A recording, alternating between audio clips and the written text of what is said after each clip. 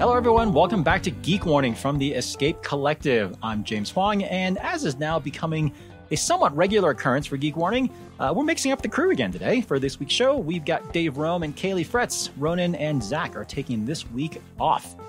Dave, welcome back. How was the Handmade bike show?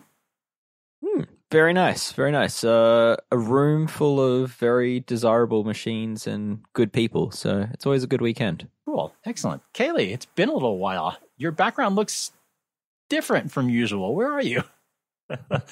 I am back home in Burlington, Vermont, where I grew up and where I first started racing bikes. And yeah, I went for a ride in my old stomping grounds yesterday and enjoyed the heck out of it. Even if I forgot, because I now live in the desert, that when you stop riding here, mosquitoes come for you. Quickly. Yes. Yeah. Well, I forgot completely about that. I didn't love that part. But other than that, I'm enjoying being home. All the more motivation to just keep on surfing that lovely brown POW that you have out there instead of the decomposed granite that we have here in Colorado. Yeah, I mean, I've still got my Colorado tires on. In fact, I have Colorado race tires on because the last ride I did before I left was a mountain bike race. And I'm going to race tomorrow, and it's supposed to rain. And I don't think I need you two geeks to tell me that maybe my 2.4 Aspens are not going to be the best choice for a muddy cross-country. At least they won't pack up. Race tomorrow. Yeah, on next week. By the way, on next week's Geek Warning show, we're going to recap Caley's own personal Unbound moment. They won't pack up. I just won't stay upright. I think that's the. Well, for this week's show, we do have a giant pile of new bikes and gear to talk about, including some new road bikes, some new gravel bikes, Shimano's new 12-speed GRX gravel group set that recently broke ground. Unofficially, of course. Fancy new chain cleaner from Silca, too. We'll also do a recap of Dave's time at the Handmade Bicycle Show Australia. We'll talk about the true cost of Unbound Gravel. And then we'll see what's on everyone's mind and finish off, as usual, with some handy public service announcements. Before we get into it, a public service announcement of our own and a quick word from our sponsor, which would be you. Regular listeners of Geek Warning will note that we do not run any industry ads on the show, and that's because this show is funded directly by our listeners. Monthly memberships start at just $11.99, or you can save a bunch of money by going with an annual plan that gets you full access to everything on the site, plus unlimited commenting on articles, an invitation to our members-only Discord channel, and an opportunity to participate in our live Geek Warning episodes. So if you're already a member, thank you very much. If you're not, though, please consider signing up so we can continue to bring this awesome show straight into your eardrums. All right, with that all said, let's get into the news. Before we move on, I would just like to hang around and chat a little bit more about this membership element, because internally there is actually talk about figuring out ways how to better monetize this podcast, and that doesn't involve ads. And when you don't involve ads, it basically means you need to end up paywalling the content. And I don't want that to happen. I want this to be an open podcast, but we really do need people to sign up. So if you like this podcast, if you listen to every ep or most eps, then please sign up, because each episode costs us what, 3 annual memberships. So we do need. It's more than that. It's more than that. There you go, Dave. We're not. Dave, we're not that cheap. What are you talking about? Yeah. So I mean, I don't want this whole episode to be about this, but I've heard it from a few people which haven't signed up yet. They love what we do, and they haven't signed up yet because they don't necessarily feel like they read everything that we produce. But your annual membership goes towards one piece of content. You know, if in a way that you can look at it that way. Obviously, that's not how we figure it out. It gets divided up and averaged out. But it's important that everyone that enjoys what we do does support us. So that's just my little heartfelt message. Dave, I can't decide if that was like a pseudo threat that we're going to paywall the podcast, or like a little bit of a request or plead that people sign up so that we can keep doing this. Take it however you want. But yeah, it's Hey, whatever works. Maybe right? we need whatever to edit works. that part out. I don't know. No, leave it in. No, you're right. You are right. though, Dave. Like if like fundamentally we make this podcast for thousands and thousands and thousands and thousands of people. And at the moment, because we don't put ads in it, there's no way of monetizing a lot of those people. If you just look at this from a pure business perspective, right? And if we're not monetizing any of those people out there, like if you're out there listening to this for absolutely free and we're not advertising, which we're not purposefully, that means we're just losing money on you. Like you're it's not that you're not, paying. We are literally losing money every single time you listen to this podcast. And so, yeah, that's not particularly sustainable. So people need to sign up if they are fans of the pod. That's it. Basically as simple as that. That all said, if anyone listening to this show happens to either work at or know someone who works at the Haribo Corporation, we have nothing against running non-endemic ads whatsoever.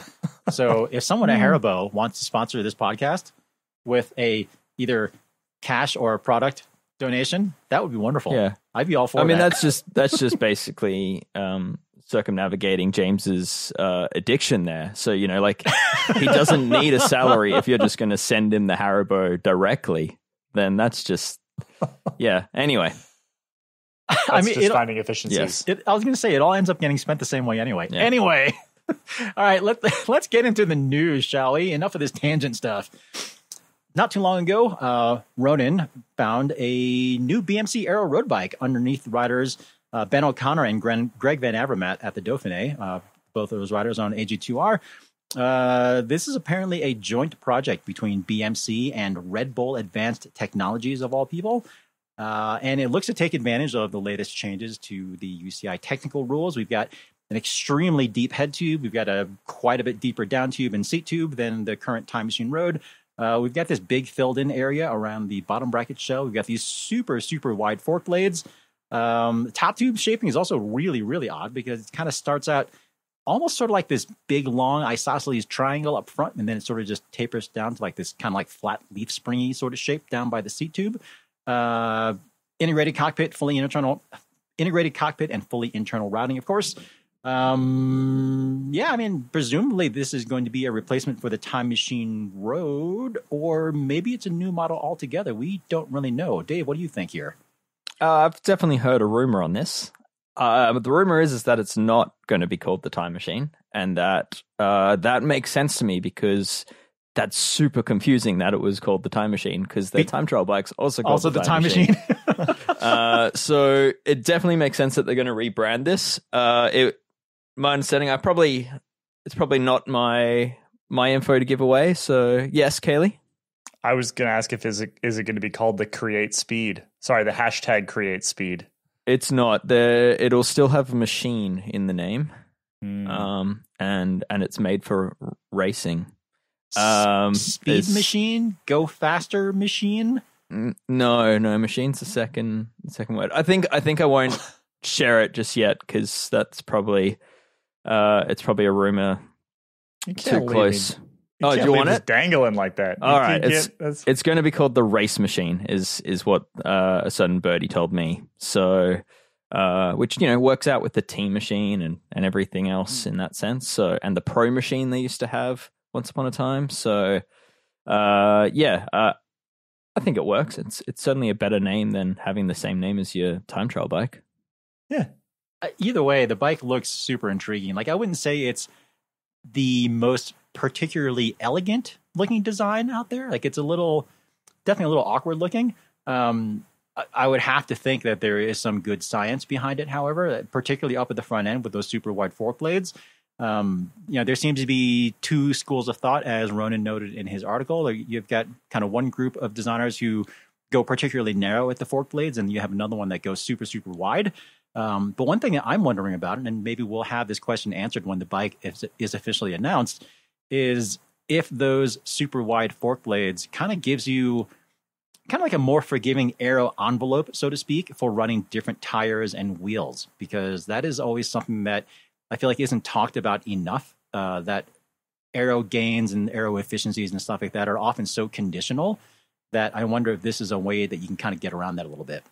Doesn't look like there's much room above the tire at the moment. If you look at that front view, I think they're 25s on there.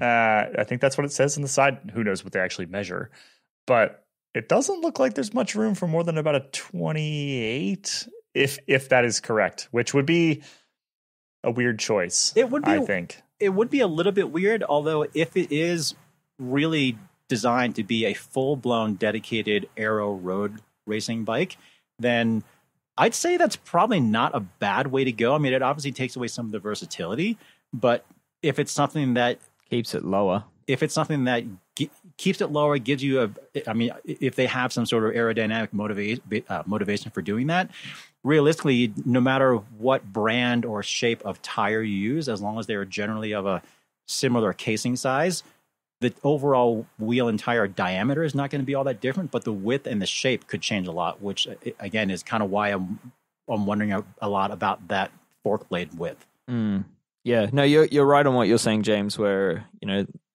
wrong wheel with the right frame is the wrong frame from an aerodynamic point of view, right? So like all the frame sets are designed typically with one wheel set in mind, maybe sometimes more, but I mean that's time in the wind tunnel that often just overcomplicates things pretty quickly. So yeah, it's certainly known that certain wheels change the performance of certain frames and vice versa. So opening up that gap probably does seem like a way to get around that and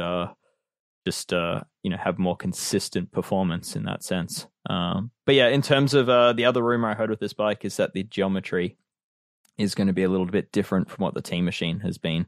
So the Team Machine has always been one of like the longer trail road bikes, like a bit more neutral handling, a bit slower handling, I'd say, than a lot of its compatriot race bikes on the market.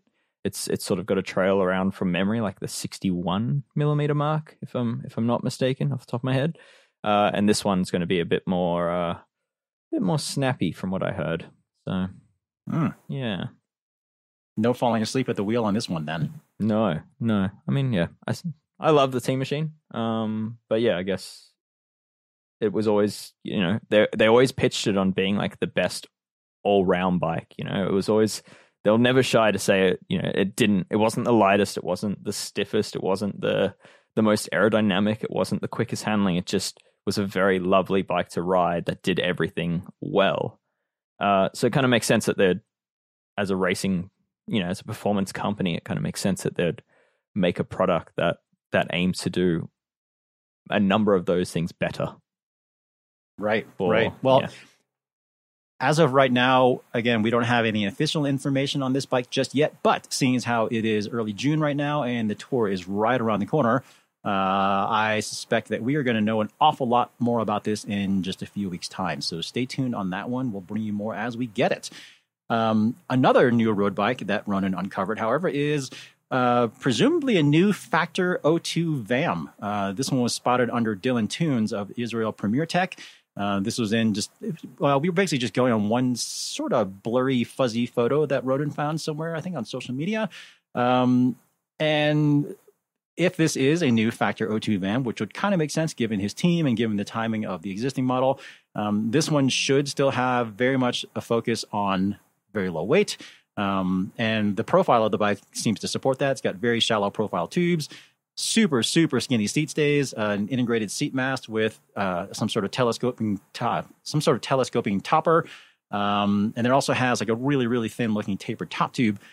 Again, this is one that we don't really know a whole lot about. Factor's not talking anything about it, but if it is again an updated Factor 02 VAM, that's particularly interesting because the current 02 VAM has a claimed weight of just 690 grams for a 54 centimeter size, which makes me wonder how light might this thing be?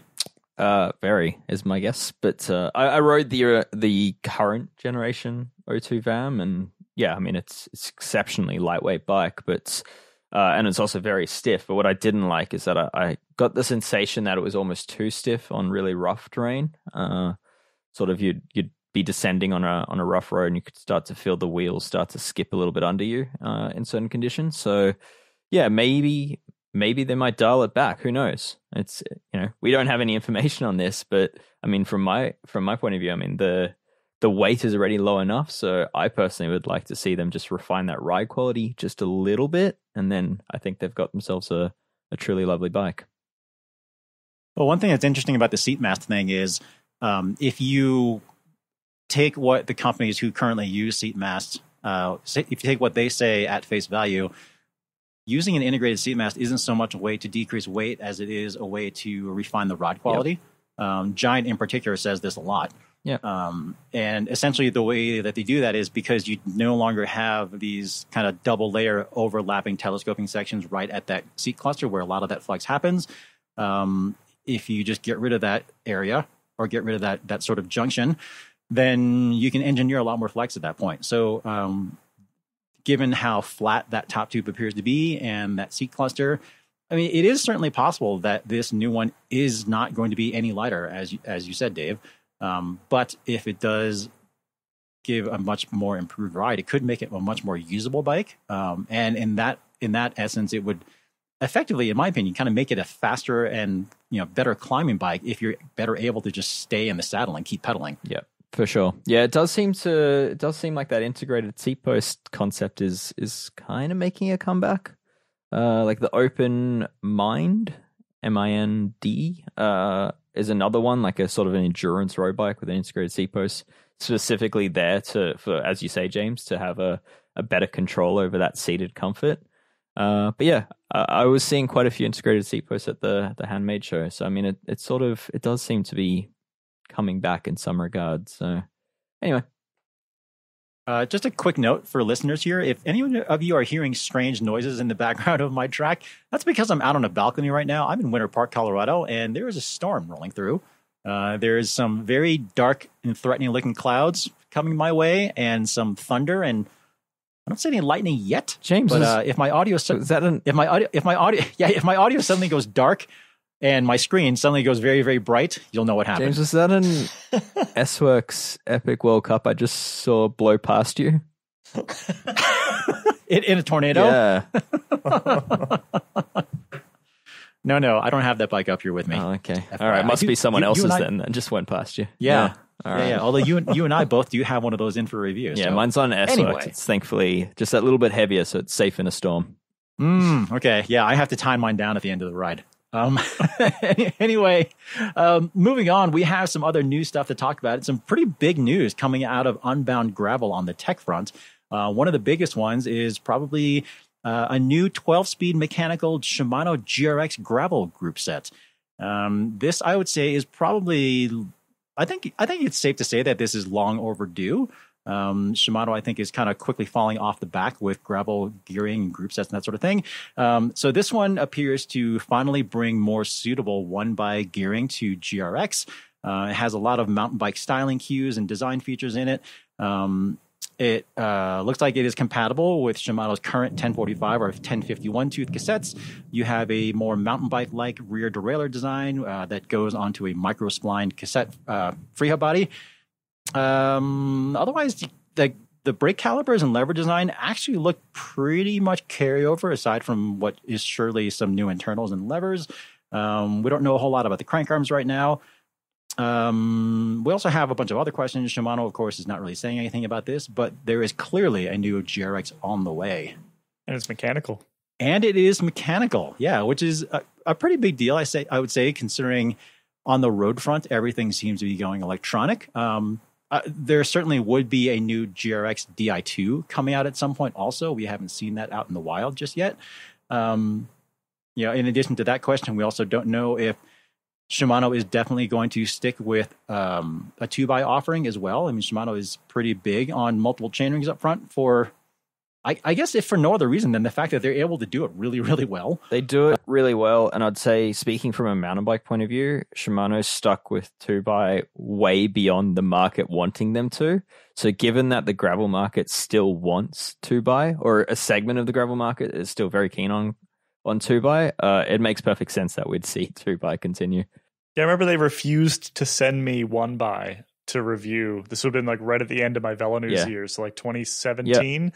This is like a solid 3 or 4 years past when anybody wanted to run 2x on a mountain bike, and they absolutely refused to send me a 1x group set to test. So I ended up just like all right, I'll test it as a 2x for like a month, and then I'm going to make it 1x anyway. I did the exact same thing with XTR 11 speed that I had on test, and I actually heard from an editor at a UK publication that Shimano in the UK was actively taking test group sets off of editors that were running them 1x.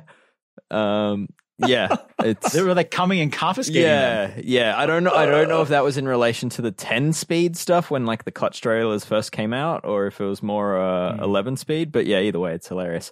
So, wow. Yeah, it's funny that you mentioned that because I'm going to go ahead and go off on a little bit of a tangent of my own here. Later this August, I am going to do the Breck Epic again. I guess just the 3-day version of it, not the 6-day version that I did however many years ago.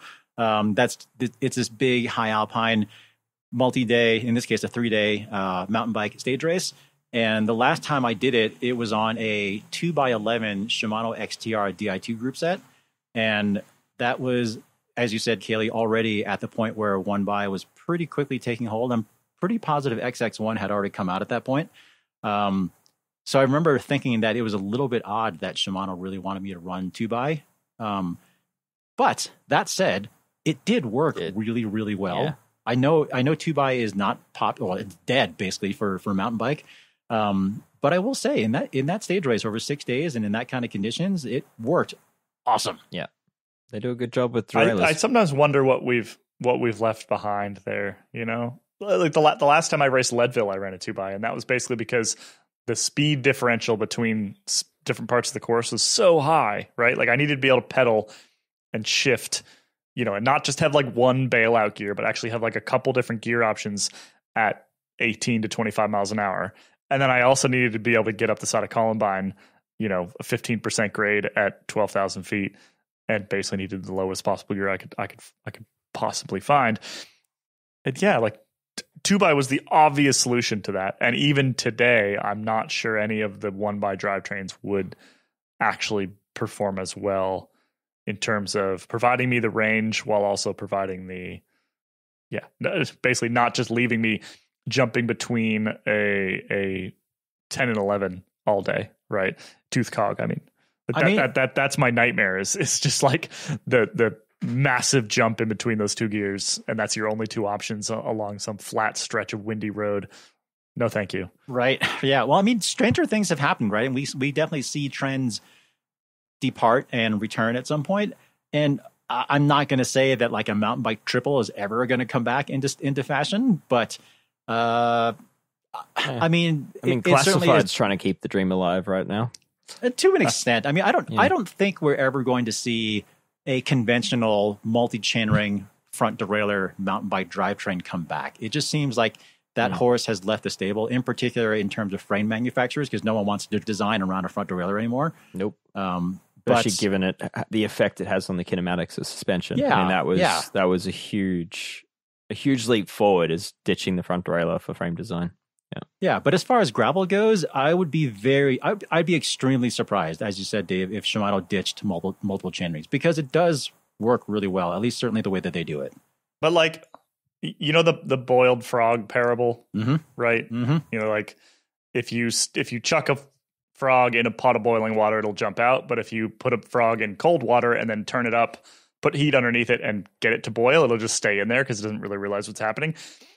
Is that us? And a 1051 cassette. Like it took so long to get here, and we've kind of gotten used to each step along the way, that actually the gear jumps in between those gears, particularly for racing applications, are enormous compared to what we had to deal with before. And are we just the boiled frog? Like we're just sitting here with this. If we went back to old cassettes, you know, like even like an old mountain bike, you know, give me a 1042, right? Would that feel better in some way? This is me just asking the question. I don't actually. Yeah, I mean, I think you can argue it both ways. And the thing is, my guess is that Shimano is going to give people the option.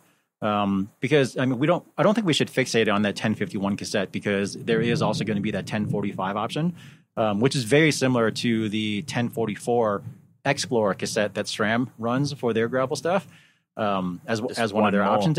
Yeah, and yeah, exactly. That 1044 works quite well. That 1044 does work quite well for gravel applications in a 1x setup. It's certainly still going to have bigger jumps than what you would get with a tighter cassette and multiple chain rings. But I think to each their own as far as what's kind of important to everyone and what sort of gravel riding you're doing. I could see if you were in like a big race, like Steamboat Gravel or something where maintaining a particular cadence is pretty important, particularly in a group or in like longer road-ish sections. That's probably someplace where I could see 2x being desirable with a tighter cassette. But otherwise, my guess is that the vast majority of people are going to want to go with 1x just because it's simpler. I think Lachlan Morton was on 2x at Unbound. Did I see that? I don't remember. Sure. I'm almost positive I saw that in the gallery. Wouldn't surprise me.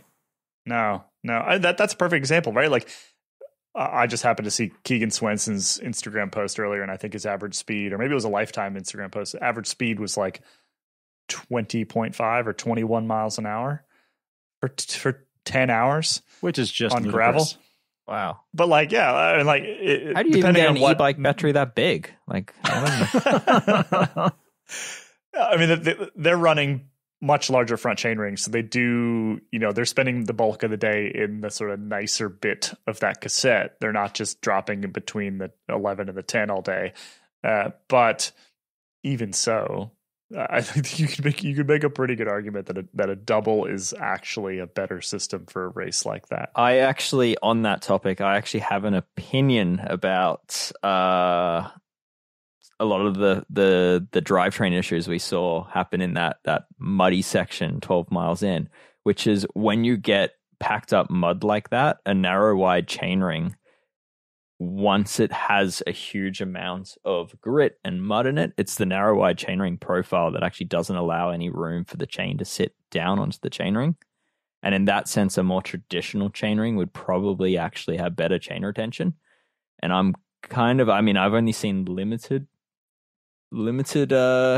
coverage, I guess, of showing, the exact moment of failures and stuff, but I wouldn't be surprised if a lot of the people not being able to ride through there were on 1x systems that were just throwing the chain off the chainring.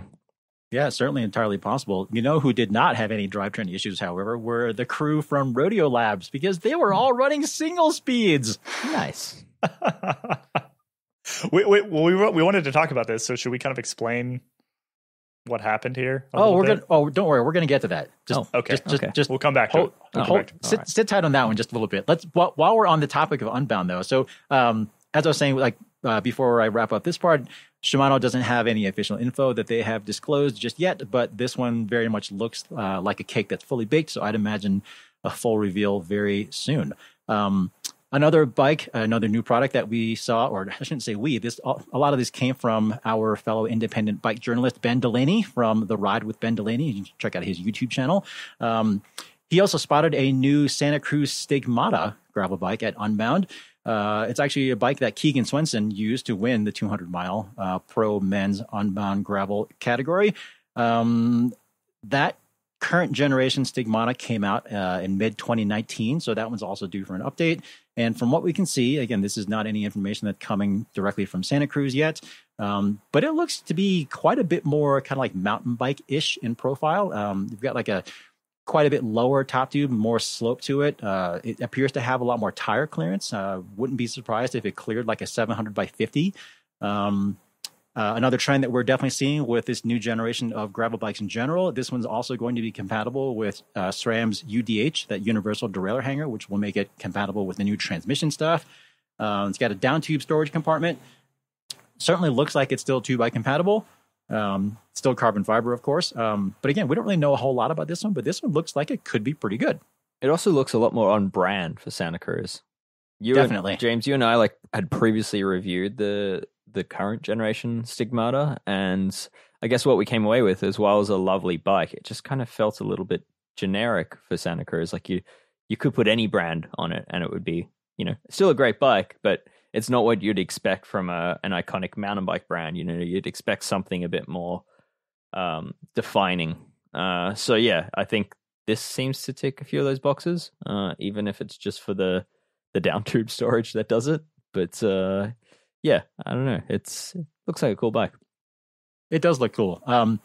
Another one that actually looks pretty cool. The winner of the women's 200 mile, Caroline Schiff, she won on a new Canyon Grail. Well, what we're assuming to be a Canyon Grail. That bike, again, has been around for a little while, and that one's also due for a redesign. How many handlebars does it have?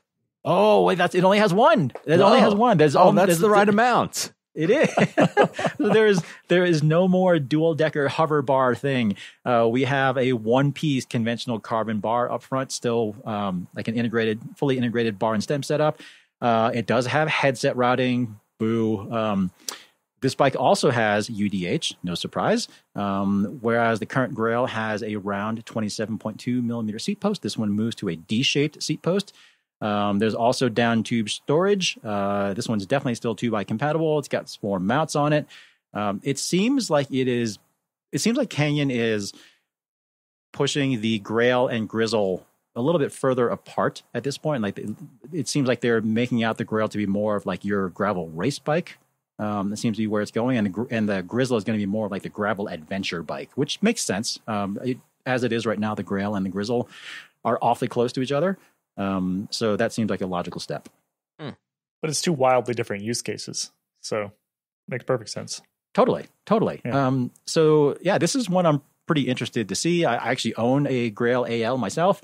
And I'm pretty sure all 3 of us rode that Grail AL at a previous test event at the old place. And we all came away really being quite happy with it. Abby actually bought one too. Now that I think about it. One of my most recommended gravel bikes. Yeah.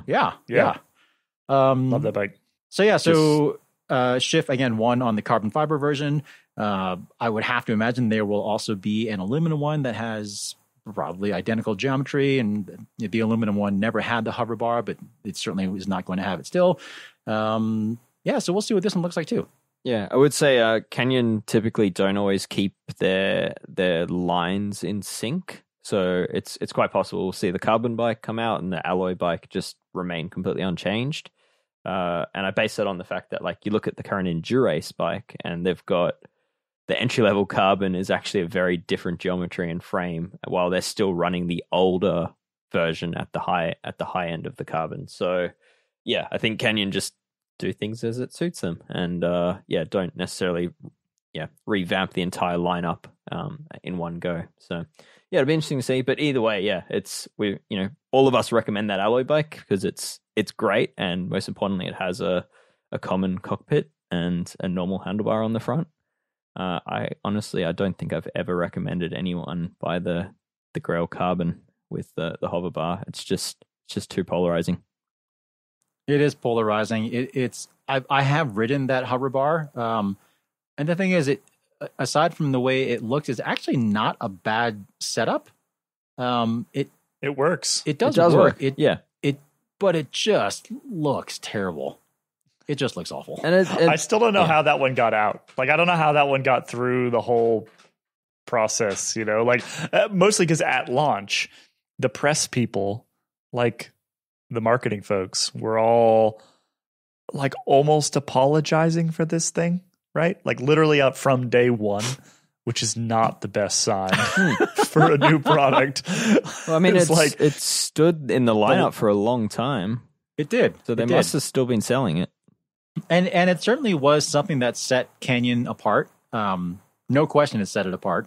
Don't know if it set it apart necessarily in a good way, but I think it's safe to say they did sell an awful lot of those bikes. But yeah, Caley, I don't know how that got through. I'm going to guess someone at Canyon was like a closet biplane fanatic. I don't really know. But either way, that hover bar appears to be no more. So long, hover bar. We will miss you. Will we? Not so much. All right, that's enough for new bikes and components. Another little new bit that actually I think is going to have a bigger impact than it might seem. Silca has a new bike care product. It's called a chain stripper and wax prep. And they are billing it as, quote, 1 product, 1 chemical, 1 step, 10 minutes, unquote. So, Dave, do you want to give the run through on this one? Because you are our resident in-house wax chain expert. Ah, sure. Yeah, the chain stripper and wax prep. I mean, it's basically a degreaser, in the most simple sense, but it's designed to, yeah, you can either use it on the chain on the bike. You basically apply it and leave it for a few minutes, and it'll dissolve, I guess, all the grease and grime out of the chain. And according to, I haven't used it, but according to Silca, it basically just drips out, and then you rinse it off. They do recommend a second application of it to get that chain truly sterile, where you can then apply your drip wax lube.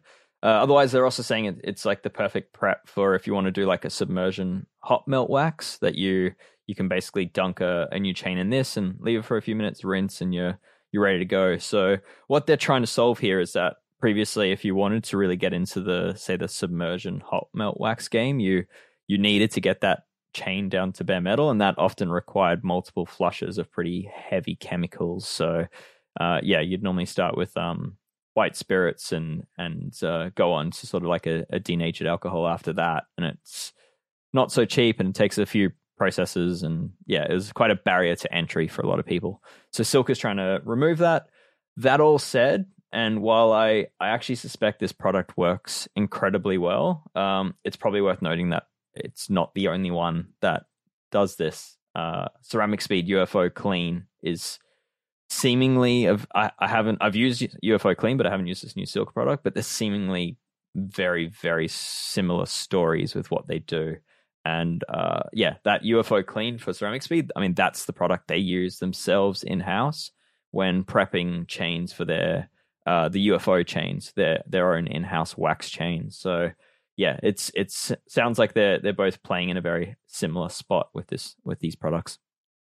Yeah, I can't remember if Ceramic Speed claims this as well, but one thing that Silca is saying with this chain stripper and wax prep thing is supposedly there's something in there that not only like they're describing it as encapsulates the grease and oil and stuff like that, and kind of like keeps it from contaminating the chain again. Mm-hmm. But they're saying that there's also almost kind of like an intentional residue, so to speak, that is like wax philic, like it wants to it promotes wax adhesion to the metal, supposedly. Yeah.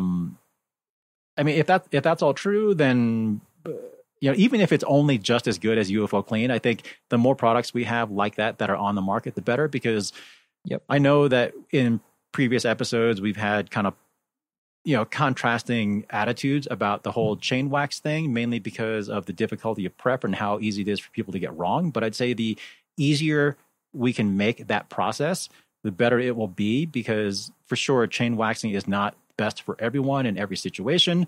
But for, I would say, most people who tend to ride primarily in the dry, I would say there are an awful lot of benefits, if for no other reason than the fact that your stuff just lasts so much longer. Yeah, I'd say, like, I know we've joked about in the past that, holy grail of wax and other things, but I think wax is going to continually become more and more popular in cycling, and they're still getting better, these lubes. There's been leaps and bounds development in the last few years. It's all really just come on in the last 3 or 4 years, and prior to that, it was just squirt. Is all that existed in the market 5 years ago, and now you look at the marketplace and it's getting fairly saturated, but it's there's still these step forwards in how durable the waxes are, and how clean they run, and how easy they are to apply. And Josh Portner, he certainly said, he told me that the future is wax from their point of view as a company. Ceramic Speed seemed to feel the same way, and I'd say, from what I've seen, the companies that are truly investing legitimate money in the R&D of such products all seem to be finding their way onto the same path. Yeah, I would agree. And it's funny that you mentioned the whole squirt thing, because I've been using squirt for a pretty long time. And I find it kind of amusing that, as you say, the wax market has evolved so much in the last few years that that squirt now it's almost kind of, I don't want to describe it as an inferior product because it's still really good, but I would say the fact that there are so many products that are measured to be better than Squirt is interesting, but I think we also shouldn't forget that Squirt is still really good, and the fact that now we have a whole bunch of stuff that's really good, is great, and is way cheaper than a lot of that other stuff. Yeah, it is. Which is significantly cheaper. It's significantly cheaper, which is why it's not as good, because the raw ingredients used in it are cheaper. But yeah, I mean, Squirt deserves all the success it's had, because I mean, they literally kickstarted this entire movement. You know, there's indeed, as far as that emulsion wax lubricant product, I mean, it wasn't even 10 years ago that Ceramic Speed themselves, for their own wax chains, were recommending Squirt as a top up lube. So it's clear that that product influenced so many. So anyway, indeed, I'm on Team Wax now. What? Really? What? Whoa! When did this happen? When I moved to Durango, and I moved to a place that the mountain bike trails are covered in moon dust, and anything other than a wax doesn't work. Like you got a dry squeaky chain within 45 minutes. But does not matter. It's this like really fine powdery dirt, basically.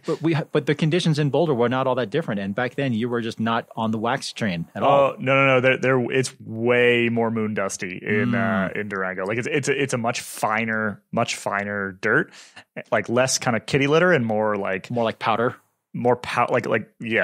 just straight powder.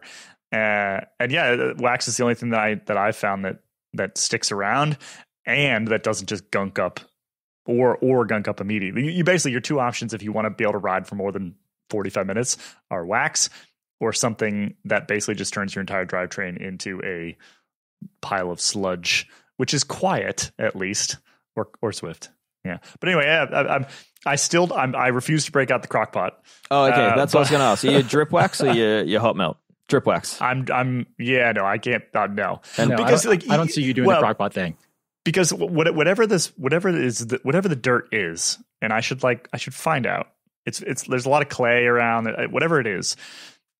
Even like I did the hot melt once, and I get like a ride and a half out of it. So I'm not going to do that multiple times every week. Like this is just there's no way. I literally get like 40 miles out of a hot melt chain. Again, you're going to have Adam Kieran of Zero Friction Cycling trying to solve this for you now, Caley. Well, I don't know what this dirt is, but I know the email is coming. I know what the email from Adam is coming. So anyway, I'm now in a routine where I drip wax, usually Squirt because it's cheaper. Like I'm not going to go spend $40 on a bottle of wax for like. Because I basically have to reapply every single ride, right? And so I strip the chain down. In fact, last time I did that, I used the Ceramic Speed stuff. Strip the chain all the way down, and then I basically just apply after a ride, wipe the chain off, reapply for the next day, let it sit for 24 hours between the two rides. And I basically do that every single ride. And even with the wax, I could probably get like 2 rides out of it, 2.5 rides out of it, but I hate squeaky chains and I don't want to get to that point. Wow. So, Caley, I have to say, like this is a bit of a turning point. Like I'm so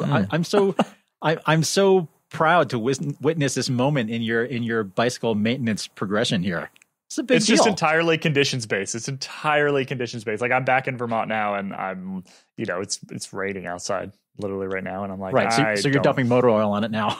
Exactly. I'm gonna go right back to where I started. But no, it's just the reality is it's the only thing that works. Like I've tried all the dry lubes, the quote unquote dry lubes. Tried every single one. None of them work where I live. So because they're all wet lubes. Exactly. Squirt it is. And so I've been doing Squirt on the mountain bike because again I use it all the time, and I've been using some of the Ceramic Speed drip lube on my like road and gravel bikes because they get ridden a little bit less, and they don't get ridden in the moon dust, right? So they can kind of take almost anything. It's just that mountain bike. It's just yeah. Wow. I'll get a vial of this dirt. And I'll package it up and I'll send it to Adam Kieran, and I can say what what is this stuff, and can you develop something that lasts longer than like 40 miles? Oh, this sounds amazing. This sounds like a challenge to Adam. I'm eager to hear how this goes. Huh. Okay. Yeah. Well, all right. Well, let's kind of cut off our discussion of new stuff here for a moment, because Dave, I want to hear about your trip to Melbourne for the Handmade Bicycle Show Australia. So your first gallery just went up on escapecollective.com, and so anyone listening to the show, they should head over and check out that gallery if you have not yet already. What were some of the notable things that you saw there, Dave?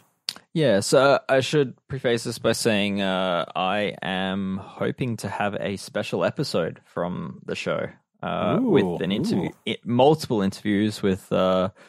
I haven't actually checked if the auto worked out, so that's why I said I'm hoping to have. But there were interviews with like Mark Hester of Prova, Darren Baum of Baum Cycles, Mick Williams of WRP and Trinity Mountain Bike, who is a name you should know because... Sorry, it's a name you probably don't know, but it's a name you should know because he's just on another planet as far as what he's innovating. So I'm hoping to have that come out in the next few days. But in the meantime, it's always a great show. It's set across the bay from Melbourne City on a little beach suburb called Williamstown, and it's in an old shipbuilding shed, which sets a pretty cool atmosphere for a bunch of passionate makers. The show has sort of grown. It's no longer just Australian makers. There are now representation from international brands. So like there was some Moots there. There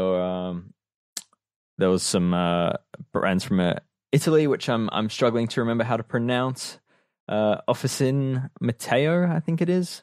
Officine Matteo. I would probably just butchered the hell out of that. Anyway, they were quite nice. It's like proper Italian-made carbon, aluminium, and stainless steel bikes. It's just it's a cool vibe there, and the Aussies absolutely punch way above their weight when it comes to innovating material usage and pushing the boundaries of what custom bikes do. I almost feel like with the size of the Australian handmade industry the way that it is, I wonder if whether this is a conscious thought or not, if they feel like they almost have to innovate more in order to stand out. Yes. Because there definitely is an astounding amount of innovation coming from Australia. Yeah. It is. Like our population for such a niche product isn't necessarily large enough to maintain itself. So they really have to, when they're pushing that high end, they really have to be different and be better in order to reach an international market and to make sort of statement pieces in a sense. So they really are at the cutting edge of that. Some of that also, I guess, in some sense, comes through like government grants and things like that. So like Partington Wheels was initially founded through a university sort of design. Bastion initially were working with the government science division using their 3D printers when they first started. So there is some level of background industry support driving this, but I guess once these brands have figured out and proven the concept, then they've gone off and on their own and commercialized the product, and in some cases I think a year or two ahead of what other countries are doing in this space. Man, well, that's always good to see that industry is alive and thriving. As I mentioned, Dave's first gallery is up on escapecollective.com. I'd imagine a second gallery is coming soon. And a might third, be up by the time. And a fourth probably. But yeah. I have no doubt there will be multiple ones, and every one of them will be justified, I'm sure. By the time you are listening to this, there will be at least one on the site. So definitely be sure to check that out. And while you're checking out those images, please note the fact that they're all full size and big and high resolution and beautiful. Yeah, turn that phone sideways, or better yet, look at them on an actual size screen. On a big screen. Yeah, big screen. I would just like to give a shout out to a few standouts, which I think, James, you might find interesting. So, top of mind, and this is actually going to get its own feature, is Prova made a kid's bike. So his sister works with him. It's a family business, Caley, and her 5-year-old now has a Prova. Oh, and dear God. My favorite thing with this bike is that the price, if you were to buy one, the price is no different to an adult's bike because all the processes that they normally put into a Prova were applied to this kid's bike. So it's like, in-house buttered tubing and shaped and like 3D printed dropouts. I think it's even got a UDH compatible dropout. But the joke is that like they hadn't tested it, but I'm pretty sure the existing Eagle transmission derailleur would probably just rub on the ground with a 20-inch wheel. But yeah, it was just incredible. It's got like a one-piece handlebar and stem. It's anodized. Kelly's daughter actually even helped with like the masking of the anodization herself, which is really cool. Oh, fantastic. So yeah, anyway, that's getting its own feature just because it's amazingly cool and totally over the top. The other one, there's H-Tech in Perth. Hayden, he's a master of wooden bikes, but in ways that you couldn't possibly imagine. And he's been trying to he was trying to make a road frame at 1 kilogram with wood. And what he's basically landed on is using veneer woods, so wrapped around sort of a mandrel with a layer of carbon fiber in it to give it proper structure, and then the wood's really there for like the ride quality side of things. And then he's using his own carbon fiber lugs that he's wrapped around sort of 3D printed internal molds that can then be like dissolved out. This guy's early 20s, by the way, and he's doing it all by himself. He didn't hit the 1 kilo mark. It's 1.2 kilos, but yeah. My God. But that frame, he hadn't ridden it yet, but yeah, I mean, that frame will probably go through a bunch of testing to make sure it's safe and all that. But he's just, doing things in that side of the material that are actually making wood bikes quite attractive to me. And then the other one is Chris Palmer, which is a Victorian maker. He's brand new. He's been making bikes for like less than 12 months from memory. And he's kind of come out with some pretty cool looking bikes that almost look like they're 10 years old. They're sort of wrapped carbon tube to tube construction, very lightweight, very skinny tube carbon bikes. He only had rim brake bikes on show. He hasn't made a disc brake bike yet. But what's most what's most intriguing with him is he's a mechanical engineer specializing in chassis design within the automotive world, and he listed having worked with, like, top of my head, I think it was like Holden, Toyota, Ford, and most recently was working in the US on contract for Tesla. So I would say he's probably got a skill set that will lead to some pretty cool bikes to look for. Interesting. Cool. Rim brakes only. Yeah, I think he's got disc brakes on his mind now. But yeah, it was cool to see someone just rock up to the show with nothing but rim brake bikes. So wow. Well, cool. I got asked recently if I was hoarding SRAM red rim brake stuff for my Mosaic because it's gonna go. And I said yes, absolutely. I think for all of us rim brake people out there, I think it is officially hoarding time. I think now is the moment to do your thing. Mm-hmm. Put some boxes in the basement. Yeah, I've got mine. Yep.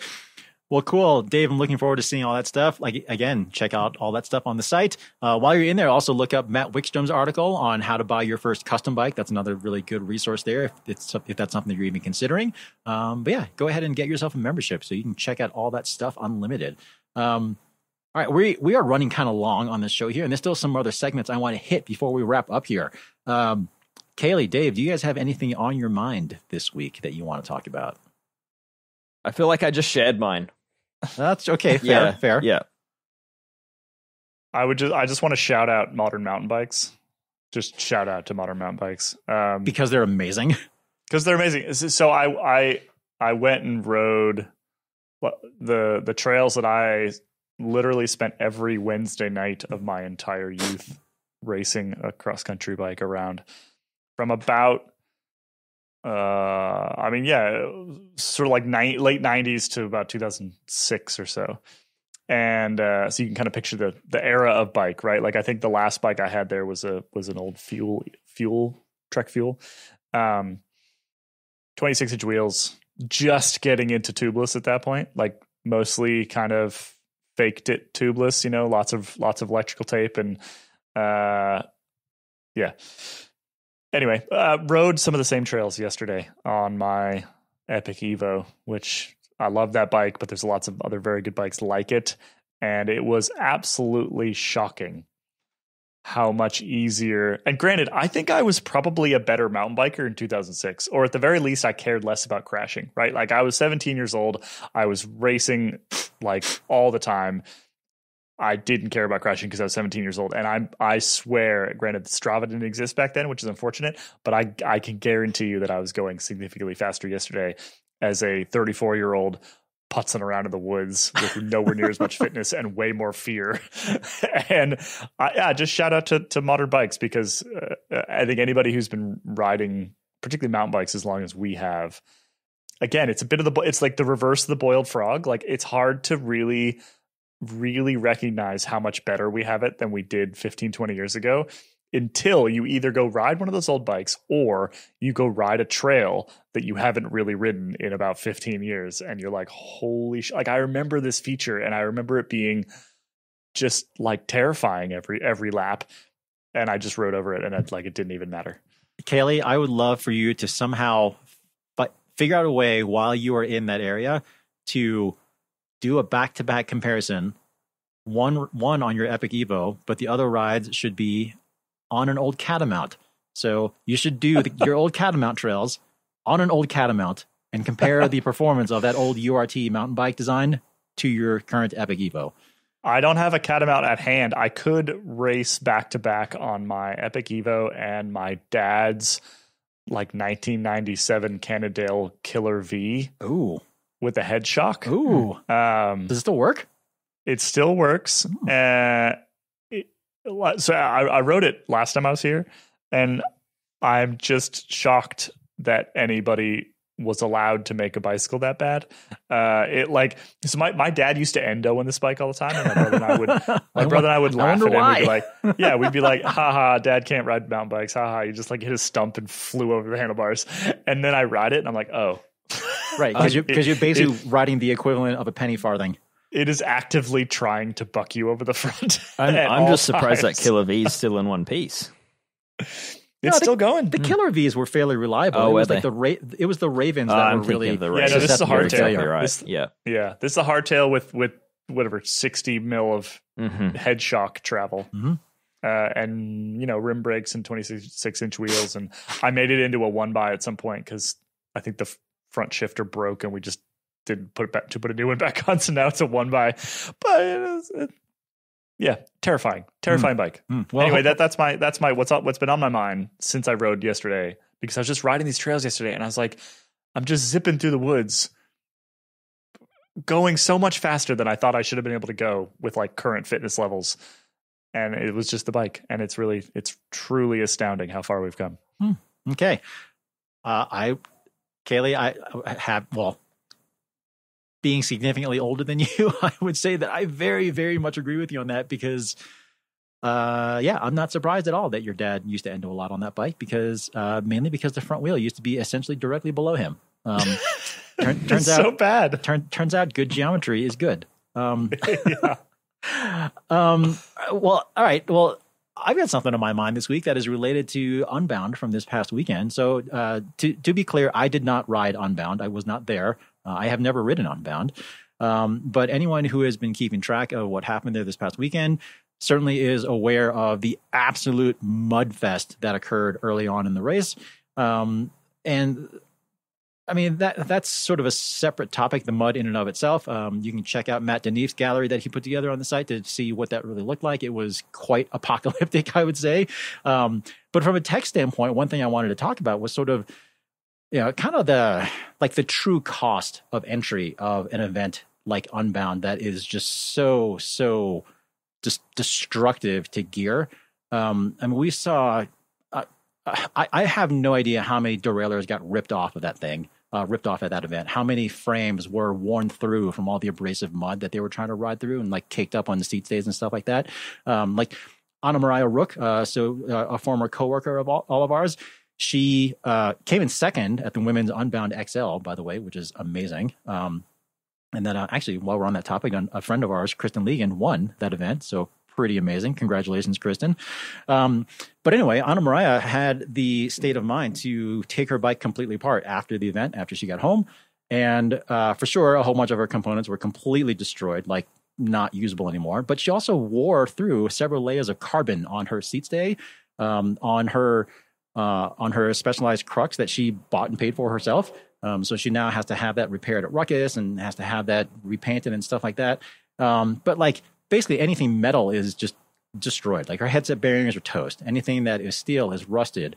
Drivetrain components, and you imagine running it through that kind of abrasive slurry for that amount of time. If you compound that over however many thousands of people were going through similar situations, I can't even imagine how much that event cost people. James, are you trying to create some sort of theory around this, that maybe it was the bike industry that had caused them to direct the race through that mud paddock? Is that what you're saying? I don't think they As were opposed to directing redirect the route. It was paddock. actually Shimano and SRAM working together and like, no, let's send it this way. Yeah, weird. Like, I guess that would explain why there were signs at the beginning of those sections saying like, mud section sponsored by SRAM and Shimano, and then there were SRAM and Shimano employees with hoses like watering down the road. No, but seriously, I think that's it would be no more ridiculous than some of the other gravel thieves that have popped up in the last like 6 months. But I mean, there's definitely a lot of debate as to whether the organizers should have diverted around that particular section. And Anna Maria actually wrote a really nice article on this on Cycling Weekly. That's worth checking out. But she talked to the race organizers, and they doubled down, saying that that's kind of part of the ethos of Unbound. Like that, it's supposed to be kind of like over the top in terms of difficulty and like unknown environmental conditions and stuff like that. But the only reason why I bring that up is I just wonder how many people signed up for Unbound, trained for months and months and months, strapped their budgets, strapped their, the patience of themselves and their family, devoted however many countless hours to training for this thing. And then you come home and you realize that your bike is destroyed. I wonder, I'd love to hear from people on this. Does that sort of thought play into your calculation as to whether or not an event like that is worthwhile? I don't have an answer for that. And I'm not saying that people shouldn't go to Unbound. And I'm not saying that the course should or should not be redirected, but I'm just wondering if people think about that. Like, is that something that they consider? Because I'm not made of money. I know the two of you are not made of money. And if I were to do an event where my entire bicycle is literally destroyed with a whole bunch of unusable parts, I'd be kind of bummed. Yeah, I think there's like it's an equation in stage racing, right? I think anyone that goes into a race like Cape Epic kind of understands that they're going in with a fresh bike, and that bike is going to be trashed at the end of it, and that they need to pay for servicing during the event. Even like most of them hire mechanics to get them through the event. So yeah, I don't know. I think it's, in my mind, I think if you're entering something like Unbound and you're putting yourself and your bike through 200 miles, I think you're kind of accepting the fact that your bike's not going to be the same as it is when you're lined up. But yeah, it'd be interesting to hear the perspective of others and whether others are actually actively staying away from these events because of the component cost. Who knows? I think what got people was that it was this one section. Yes, early on, right? And it was avoidable. Yeah, and it was totally avoidable. Yeah. And they've rerouted Unbound many times in the past. In fact, I would say more often than not, they end up making a pretty late change to the Unbound route. And to not do it this time feels a bit of an oversight. Like I read Anna Maria's story in Cycling Weekly, and I think Timo Seymour, the CEO over there, that's head of events. I can't remember what his title is. Anyway, I didn't really. We're getting away from tech chat here, but like I don't really buy the like, well, this is pure gravel racing, right? Like, yeah, maybe 10 years ago, in Trans Iowa, when it was 8 people on the start line, and if you hit a patch of mud like that, you saw it coming because there's nobody in front of you, and you just went in the grass and you went around it, and there weren't a couple hundred people all doing this in the same moment. It's a very different scenario. So yeah, I don't know. It just sucks is what it is. Like, a lot of the pros are one thing, but yeah, there's a heck of a lot of amateurs that just took a $2,000 weekend and turned it into an $8,000 weekend. And that's not nothing. That's pretty significant. Yeah. So yeah, it's part of the sport, and I guess you could argue it makes it more adventurous and all that. But yeah, if you're talking about terrain that took out, according to Nathan Haas, 50% of the elite field, I don't know how much of an exaggeration that is. I haven't double checked that, but it's there's something wrong there. Yeah. Like, bad conditions are part of mountain biking too, right? But if you live in a place where the soil doesn't handle water particularly well, you cancel mountain bike races when it's wet, right? Like I mean, I live in one of those places. There's lots of clay in the ground. If it gets wet, you literally can't ride through it. You get 8 feet in, and then you are walking home with a 50-pound bike. Like that sounds like the section that they went through is basically the same stuff, right? Except for miles and miles. Except for miles and miles, yeah. And I don't know, like if I feel like these days Unbound would have the obligation to, if not reroute it, like make note of it to absolutely everybody and say, you're going to want to just get off and walk around this for 4 miles. Or at least I think that's valid. Yeah. Or at least I would love to see them maybe perhaps partner with some component manufacturers ahead of time and be like, hey, this is part of the course. This is part of our thing. We know it's going to be really hard and impossible and super hard on your bike, but we have partnered with Shimano and SRAM and whoever to give, verified Unbound participants some like one-time discount on a bunch of replacement parts or something like that. Would be, I feel like that would be at least everyone gets 50% off a Salsa Storm Chaser single speed. Yeah. But I feel like that would be the sort of gesture that would be kind of meaningful. Like, it's not just sort of like, this is how it is, go screw yourself sort of attitude, Yeah. But anyway, again, point being, I've just pulled up Dylan Stuckey, who is Sarah Sturm's partner and also mechanic. He's just posted a thing on Instagram. It says, "Oh boy, here we go," and it's an S-Works Diverge, Sarah's S-Works Diverge, in every part that could have taken off of it. He's taken off of it, with hashbound unbound unfucking. Oh, God. Dylan, I don't know if you listen to this podcast, but good luck to you, buddy. That's gonna be a lot of work. Anyway, so like I said, I am not trying to drum up a whole bunch of controversy or debate or point fingers at anybody or anything, but it's just sort of just food for thought to just consider not just the cost of entry and lodging and transportation and that sort of thing, but just think about the potential cost and the cost of replacement of your equipment for some of this stuff for certain events. So that's just what's on my mind. All right. Before we wrap up, anyone got a little PSA that they want to share today? Because I do. I'm keen to hear yours, James. Ride a 1997 Cannondale Killer V if you can help it. All right. Duly noted. Yep. I feel like my PSA is a little bit more practical. And this one was actually brought up by a Escape Collective member on our Discord channel. And brought up an old tip that I've actually been giving to people for God knows how long at this point. And that's to not take your spare inner tubes and just chuck them bare into your saddle pack or whatever you use to store your repair stuff. Because generally speaking, especially now with how modern tires have gotten pretty good as far as puncture protection and cuts and tears and that sort of thing, most of us are not replacing inner tubes regularly. Again, also particularly with the rise of tubeless. So chances are that tube is in your pack for a pretty long time. And my PSA is if you have had a tube in there for quite a while, first I would advise pulling it out and inflating it and checking it to see if there haven't been any holes worn into it. Because if you haven't bothered to put that thing into a plastic baggie or something before you stuffed it into a bag, then chances are kind of decent, especially over time, that you've got a little hole worn into the thing, which would suck, considering right when you need that tube most is going to be when you have a hole in it. This is particularly true if your spare is something like a Tubolito or something like that. I had this happen to a friend recently. Pulled his Tubolito out. I mean, how often do you guys flat a mountain bike? Yeah, like once a year, maybe these days.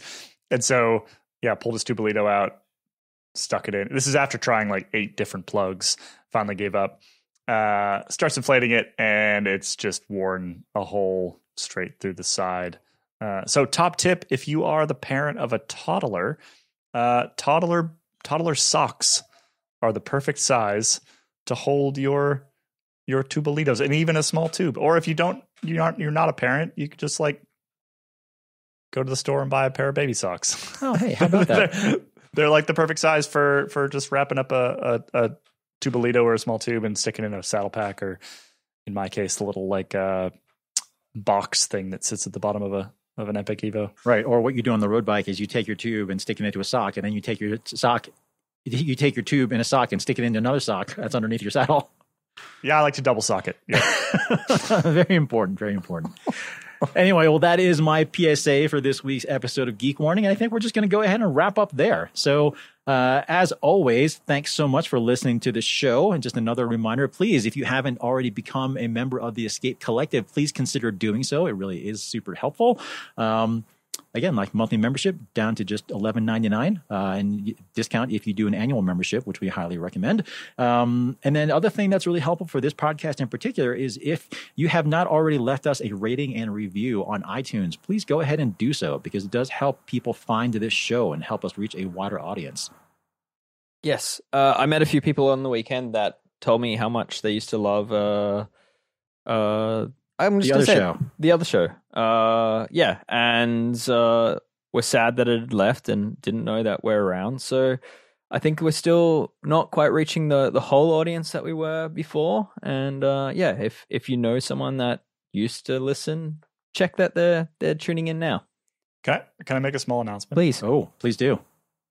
This is unrelated to this podcast, but we do have a special, sort of short-lived special podcast coming out this week. The Unchained Binge Pod. Some of you may know that Netflix is coming out with its Tour de France series this week, the sort of docu-series, kind of like Drive to Survive, and it's called Unchained.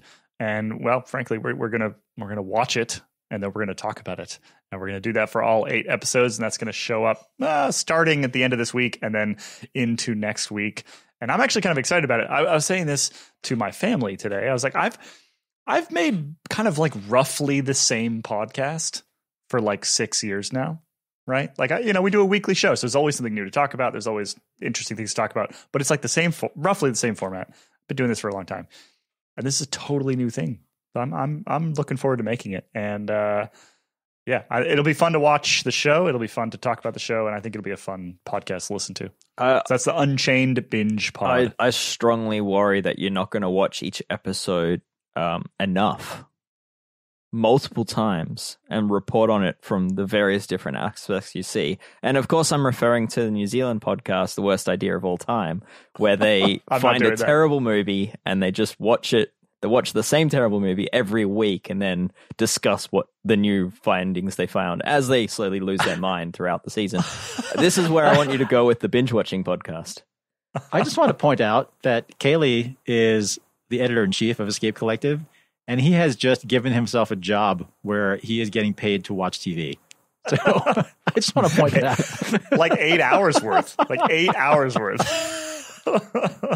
Yeah, it's gonna be fun. I can't wait. Anyway, check that out. It'll be good. I think we're gonna make the first episode with myself and Johnny Long and Abby Mickey and Kit Nicholson this week, and we'll have some other folks in. Like I think Ian's gonna join for maybe 1 or 2.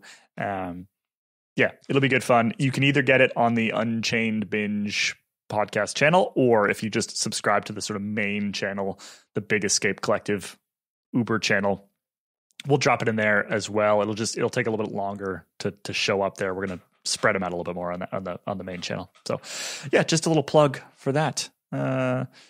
Looking forward to it. Well, fun. That sounds like it could be really cool, Caley. I might even listen to that one. So I think you should. How about that?